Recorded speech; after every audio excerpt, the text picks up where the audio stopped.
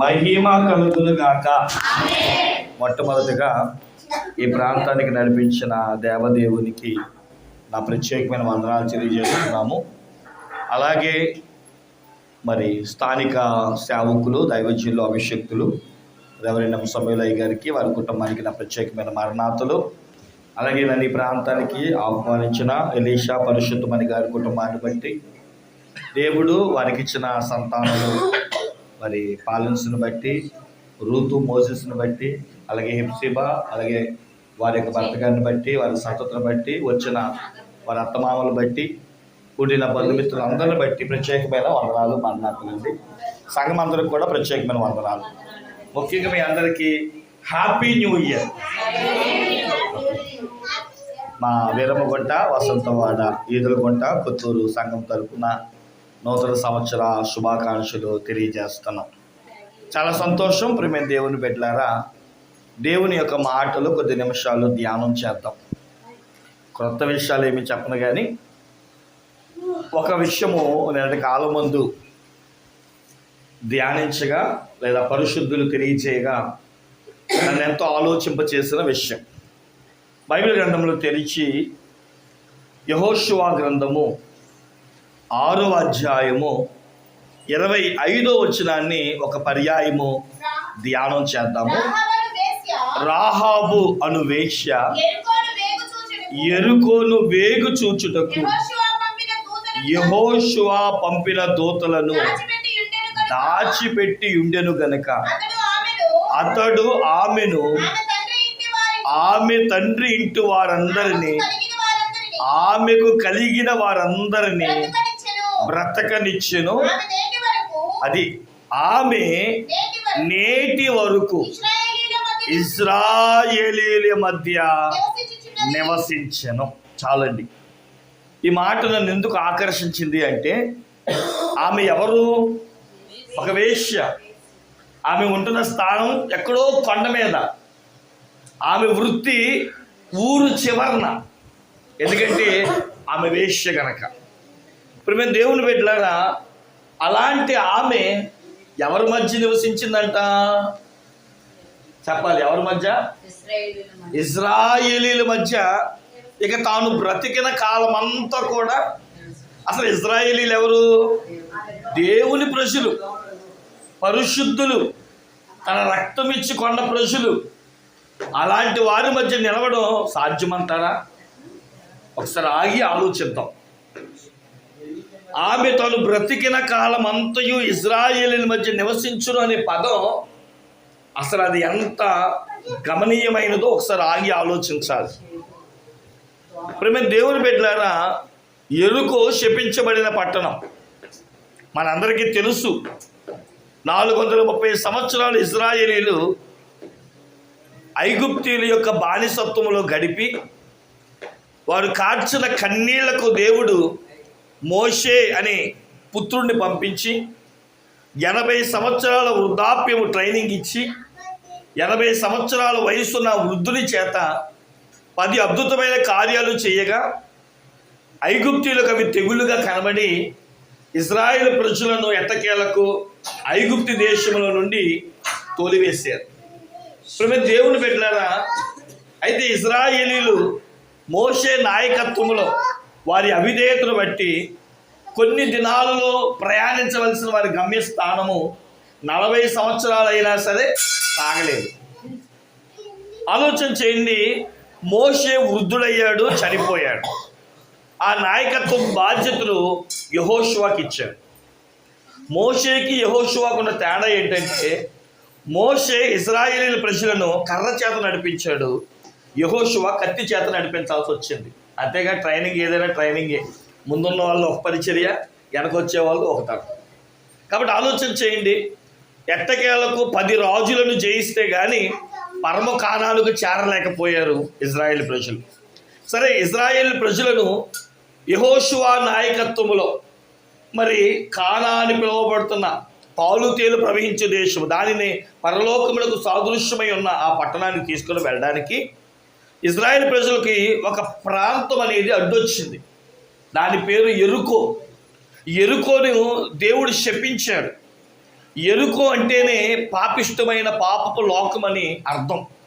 ఇప్పుడు దేవుని బిడ్డలారా, అలాంటి ఎరుకోని మరి దాటాలి అంటే యెహోషువ తన నాయకత్వంలో 2 వేగువారిని పంపించడం, అసలు ఆ ప్రాంతం ఏంటి, ఎలా దాటాలి, ఒక అవగాహన, ఆ రాజుగారి పరిస్థితి ఏంటి మొత్తం కనుక్కొని రమ్మని వేగువారిని పంపిస్తే వీరు ఊర్లో అంతా తిరిగి వచ్చారేమో, ఎవరూ కూడా మరి సరైన ఇన్ఫర్మేషన్ కానీ లేదా వీళ్ళు వచ్చారనే సంగతి రాజుకు తెలిసింది. సరే, అదే ఎరుకోలో కొండ మీద ఒక ఇల్లు ఉందంట, అది వ్యభిచారములకు నిలయమైపోయిందంట. అక్కడ రాహాబు అనే ఒక వేశ్య కూడా ఉండడం మనందరికీ తెలిసిన విషయాలే. ఇప్పుడు మేము దేవుని బిడ్డలారా, ఆమె మేము ఇశ్రాయేలీలమమ్మ, మేము ఐగుప్తు నుంచి దేవుడు మమ్మల్ని పిలిచాడు అన్నప్పుడు మనకి 2వ అధ్యాయంలో ఆమె చరిత్ర అంతా చెబుతుంది. అయ్యో మీరా, మీ దేవుడు ఎంత గొప్ప దేవుడో, ఇశ్రాయేలు ప్రజలను ఎర్ర సముద్రం దాటించాడు అని మీ దేవుడి పేరు చెప్తుంటే నాకు ఉనికి వస్తుంది, మా గుండె నీరు గారిపోతుంది అని చెప్పి వేగుల వారిని ఐగుప్తీయుల యొక్క సైన్యానికి దొరకకుండా, ఐగుప్తు కాదు, ఎరుకో యొక్క సైన్యములకు దొరకకుండా దాచిపెట్టి జనపనార ఒక వాటిలో ఎట్టకేలకు వారిని బయటికి పంపించే దారి చెబుతూ, అయ్యా యెహోవా చేసిన ఉపకారములను మరిచేవారు కాదు గనక నేను నా కుటుంబం బ్రతకాలంటే ఒక దారి చెప్పండి అన్నప్పుడు ఒక దారాన్ని, ఎర్రని దారాన్ని కిటికీకి కట్టమని సెలవిచ్చినట్లుగా మనం చూస్తున్నాం. ఎర్రని ద్వారము రక్షణకు సాదృశ్యము, పరిశుద్ధాత్మకు సాదృశ్యము, ఉపదేశములకు సాదృశ్యముగా మనకు కనబడుతుంది. ఎవరైతే మీ కుటుంబంలో రక్షణ, ఉపదేశము వంటి కార్యక్రమాలు జరిగిస్తారో ఖచ్చితంగా ఆ కుటుంబం రక్షించబడుతుందని చెప్పడానికి ఈ రాహాబు అనే ఒక వేశ్య తన జీవితంలో జరిగిన సంఘటన. యెహోషువకు వర్తమానం చెప్పారు, యెహోషువ దాడి చేశారు. ఈ సంఘటన మనకు తెలుసు. ఏదైతే వేగుల వారు మాట ఇచ్చారో ఆ మాట చొప్పున రాహాబు యొక్క కుటుంబమే, తన యొక్క తల్లిదండ్రులు కూడా రక్షించబడ్డారు. ఇప్పుడు దేవుని పెట్టినారు. ఇక్కడ మనం గమనించాల్సిన విషయం ఏంటంటే, సరే మీ దారి ఏదో మీరు చూసుకోండి అని అలా మనం చదివిన మూలవాక్యం ఏముంది, రాహాబే ఓ వేశ్యని ఏమండి, కానీ తాను జీవించిన కాలమంతయు కూడా పరిశుద్ధులుగా పిలువబడుతున్న దేవుని స్వరక్తమిచ్చి సంపాదించుకొని ఆయన గొప్ప ఆశ్చర్య కార్యాలు చేస్తే కానీ బయటికి రాని తన ప్రజలైన ఇశ్రాయేలీల మధ్య ఉండడం అంత సర్వసాధారణమైన విషయం కాదు.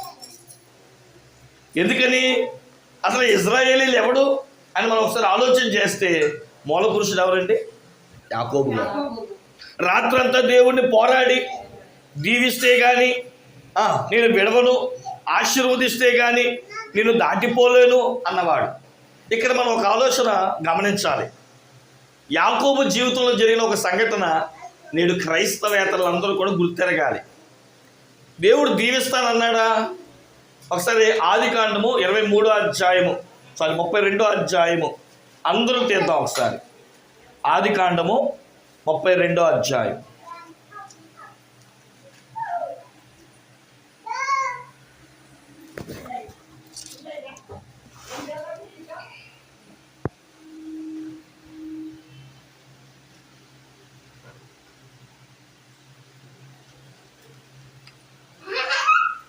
ఇరవై 24వ వచనం కానీ చదువుదాము.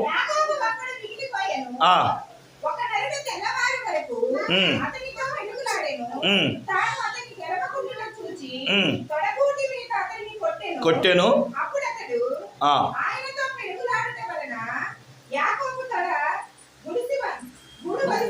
ఓకే, 26. ఆయన తెల్లవారుచున్నది కనుక నన్ను దీవిస్తున్నాను కాబట్టి వదిలే అన్నాడా దేవుడు? అర్థం కావట్లే మీకు? కార్యక్రమం అయిపోయింది, తెల్లారైపోతుంది కాబట్టి నేను వెళ్ళిపోతాను అంటున్నాడు దేవుడు. కానీ నేను దీవించాను కానీ అని అంటున్నా దేవుడు. అంటే మీరు గుర్తించాల్సింది ఏంటంటే, అందరూ దేవుని మందిరానికి వస్తాం, అందరూ పరిశుద్ధ సమూహంలో కూర్చుంటాం, నేను కూడా భక్తి చేస్తున్నానని అంటాం. కానీ దేవుడు అమ్మ నేను చూశాను రా అని అంటున్నాడా? లేదు నేను నిన్ను దీవించాను రా అంటున్నాడా? ఈరోజు మన భక్తి ఎలా ఉందో ఒక్కసారి ఆగి ఆలోచించాలి. దేవుడు ఏమన్నాడు? నేను దీవిస్తాను అప్పుడు వెళ్తానని అంటలా. ఎందుకంటే యాకోబు అంటేనే మోసగాడు, భక్తి చేస్తున్నాడు, మంచిదే. కానీ దేవుడు దీవెన లేనివాడు. ఈ లోకంలో ఆస్తుంది, అంతస్తుంది, వైభవం ఉంది, భార్యలు ఉన్నారు, బిడ్డలు ఉన్నారు, కానీ ఏమి లేదంట. ఎన్నున్న దేవుని దీవెన లేదు. అందుకని గమనించండి ప్రియమైన దేవుని పెట్టారా, దేవుడు అంటున్నాడు తెల్లారైపోతున్న అబ్బాయి నేను వెళ్ళిపోతానని. మనకు కూడా చూడండి, అయ్యగారు ఎప్పుడు వదిలిపెడతారు? 12 అయితే కానీ అయ్యగారు వదిలిపెట్టరు. కాబట్టి 12 ఎప్పుడవుతుందా అని చూస్తాం. కానీ ఇంతసేపు నేను భక్తి చేశాను కదా, ఎంతసేపు ప్రార్థనలో ఉన్నాను కదా, దేవుడు నన్ను దీవించాడా? సరే, ఒక ప్రశ్న అడుగుతాను, మీ అనుభవాన్ని మీ ముందు పెట్టుకోండి. ఇన్ని సంవత్సరాలు నేను గుడికి వెళ్తున్నాను, నిజమే ఈరోజు దేవుడు నన్ను దీవించాడు అని గుళ్ళో నుంచి బయటకు వచ్చినప్పుడు ఏ రోజు మీకు అనిపించిందా?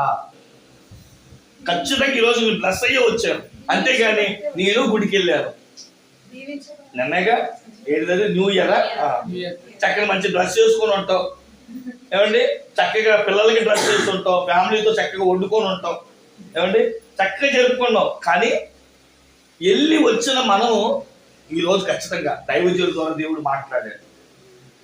ఫలానా పాట ద్వారా నేను ఆశీర్వదించబడ్డాను, ఫలానా సాక్ష్యం నన్ను ఎంతగానో దేవుని వైపు తిప్పింది. ఈరోజు ఖచ్చితంగా దేవుడు నాతో మాట్లాడాడు అని కానీ, ఈరోజు ఖచ్చితంగా దేవుడి దీవెన నేను సర్వ సమృద్ధిగా పొందుకున్నానని కానీ అనిపించిందా?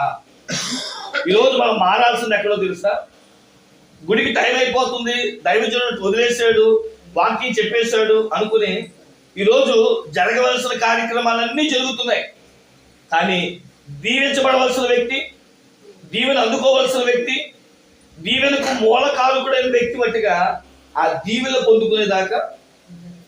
అందుకనే జనకులు దైవజనుల్లో పాట పాడారు, ఆశీర్వాదించుట నా శక్తి ఇష్టము, ఆశీర్వాదించుట నా శక్తి ఇష్టము, ఆశీస్సు పొందుట నీ శక్తి ఇష్టము, ఆశీస్సు పొందుట నీ శక్తి ఇష్టము, యేసు ప్రభువా ఇక బోధకుడా, యేసు ప్రభువా ఇక బోధకుడా, దోషములు క్షమించు దోషజనకుండా, దోషములు క్షమించు దోషజనకుండా, యేసు ప్రభువా ఇక బోధకుడా.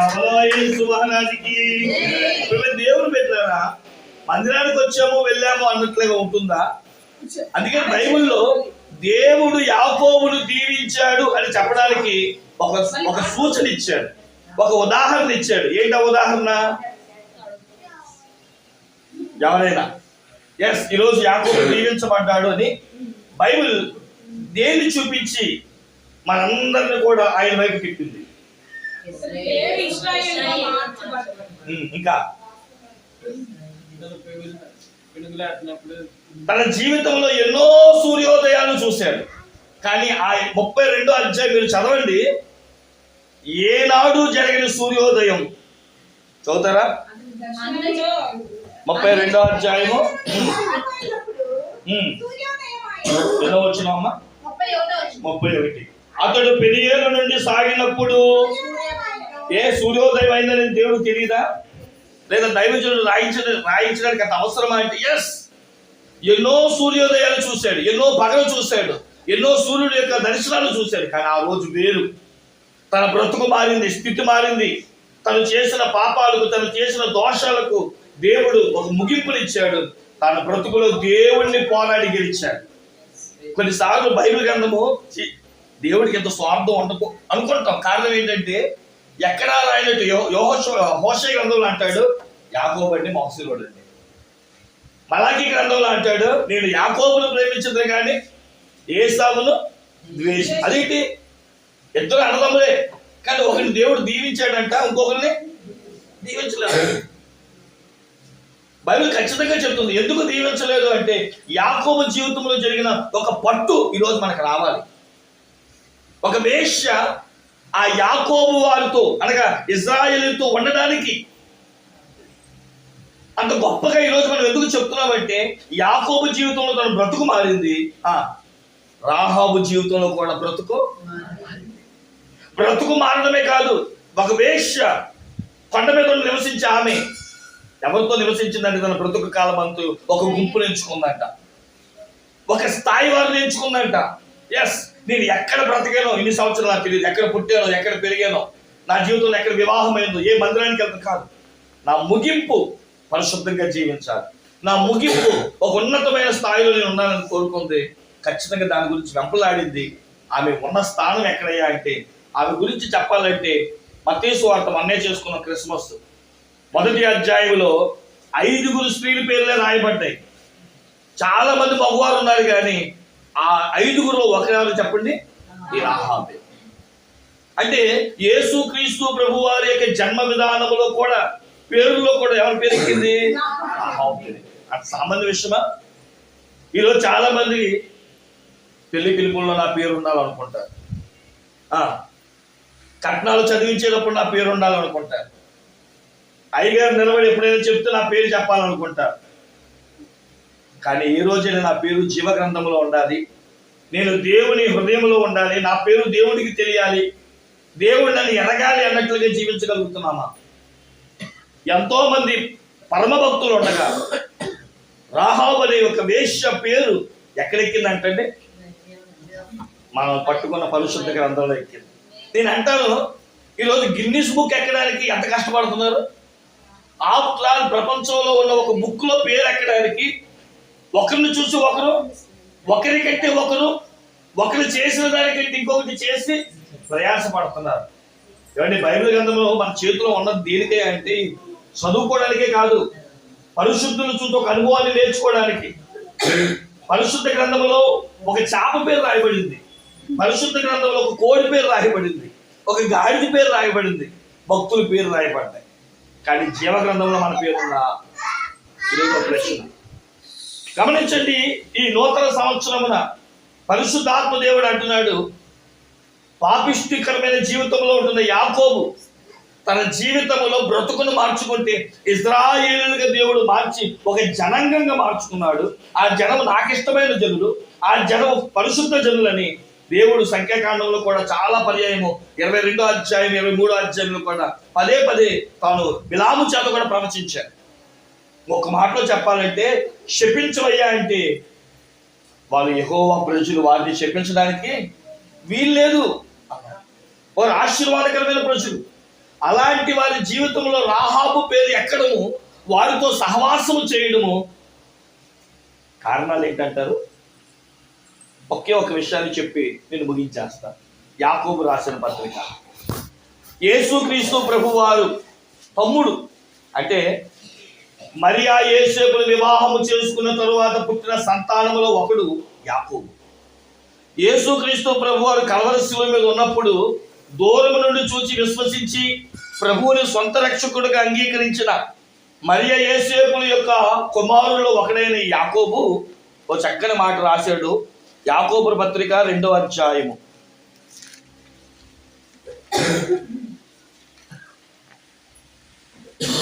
24వ వచనం. మనుష్యులు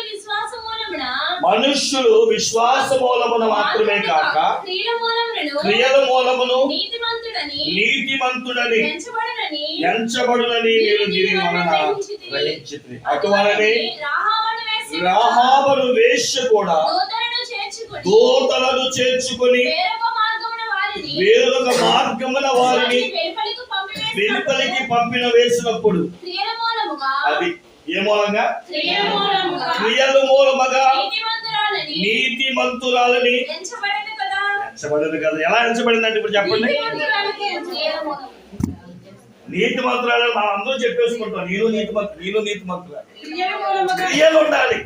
ఇప్పుడు దాని కింద ఒక వచనం ఉంది, చావని అది కూడా ప్రాణము లేని శరీరం ఎలాగునో మృతమో అలాగే క్రియలు లేని విశ్వాసము మృతమే.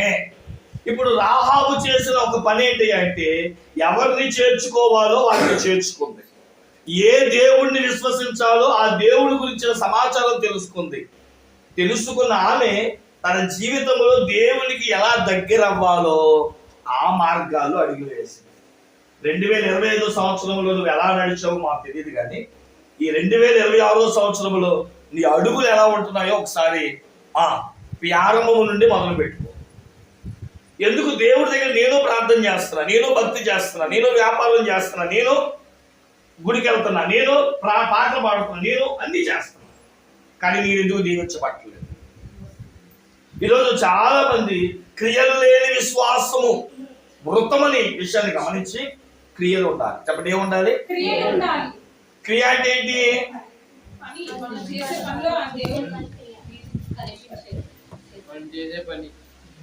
ఏం పని చేద్దాం?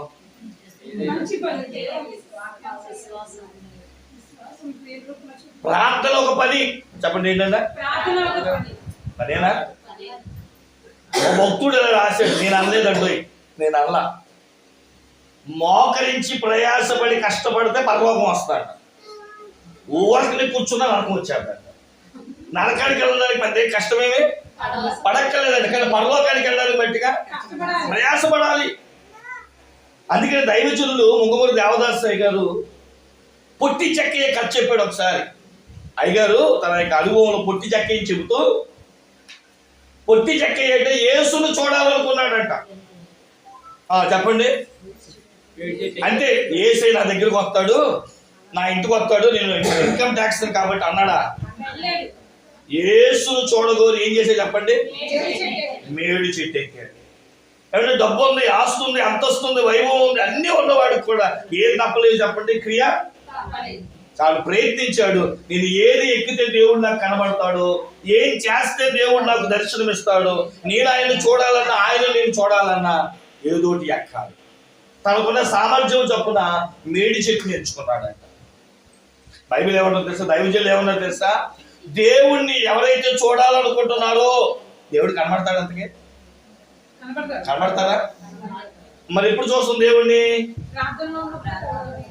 మోకాలు అనే చెట్టు ఎక్కాలంట మనం. అప్పుడు ఏ చెట్టు ఎక్కాలి? ఈరోజు చాలా మందికి ఏం పని చేయట్లేదు తెలుసా?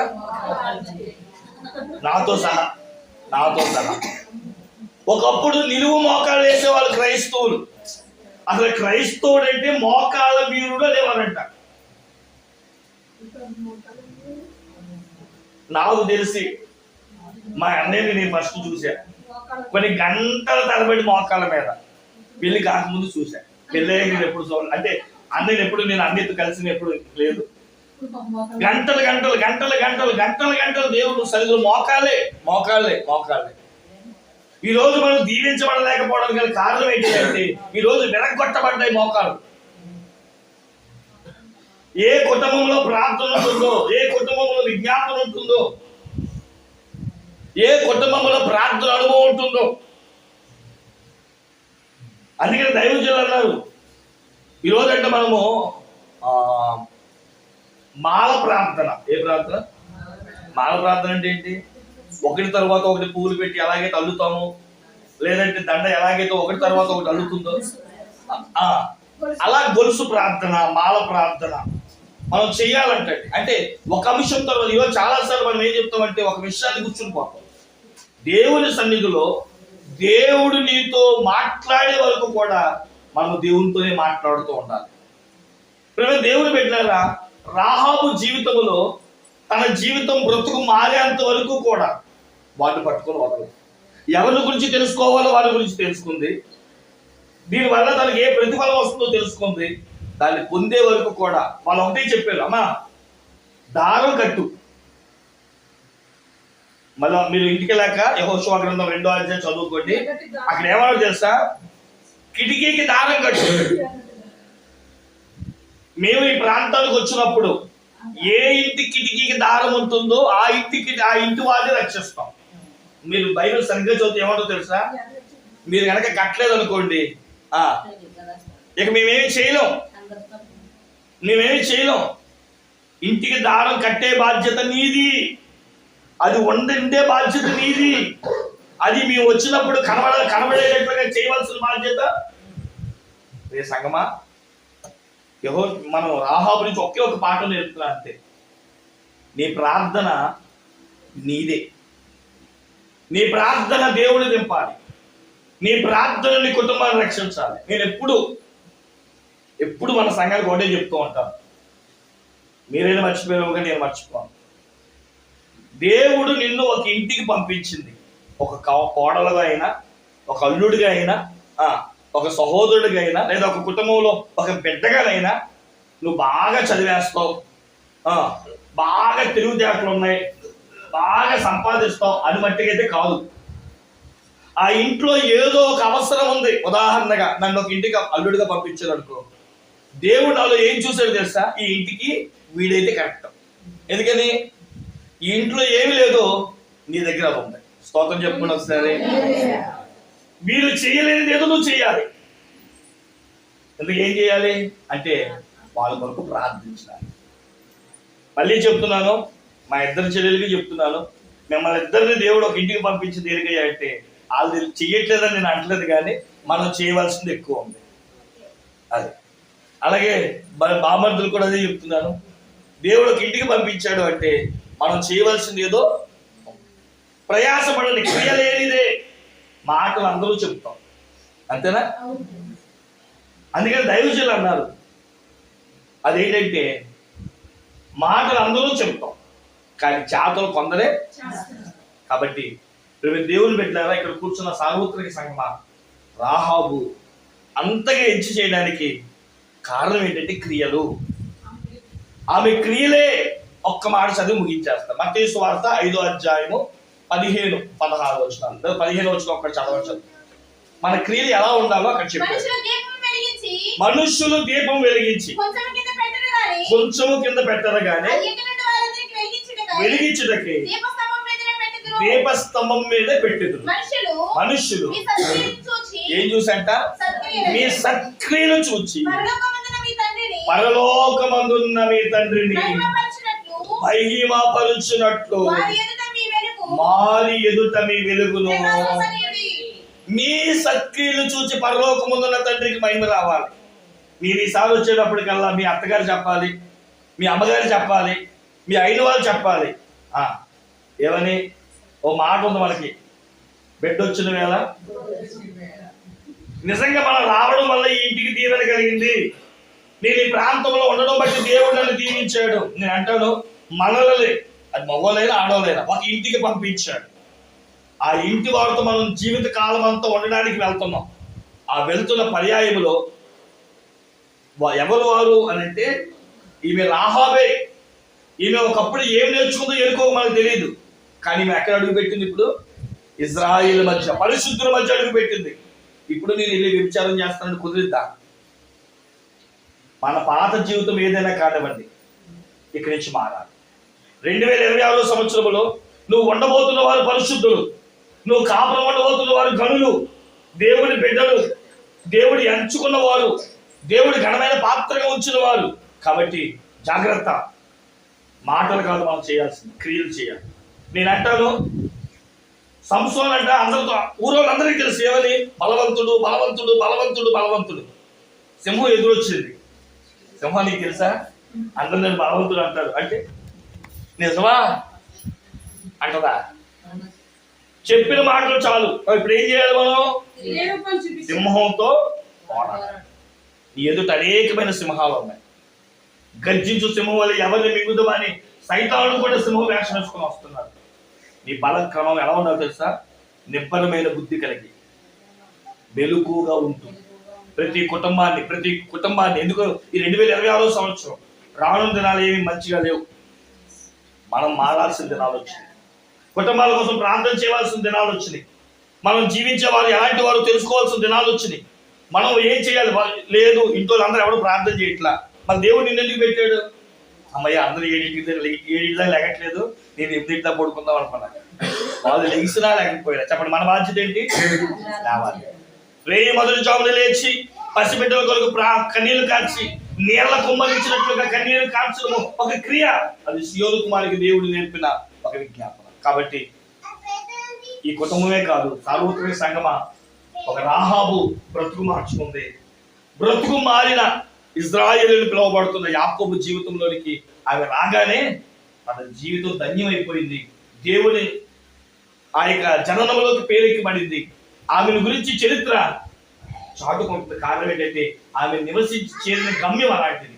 మన జీవితంలో కూడా ఒక ఇంటికో, ఒక కుటుంబానికో, ఒక సంఘానికో చేరాము, 2026కి చేరాము.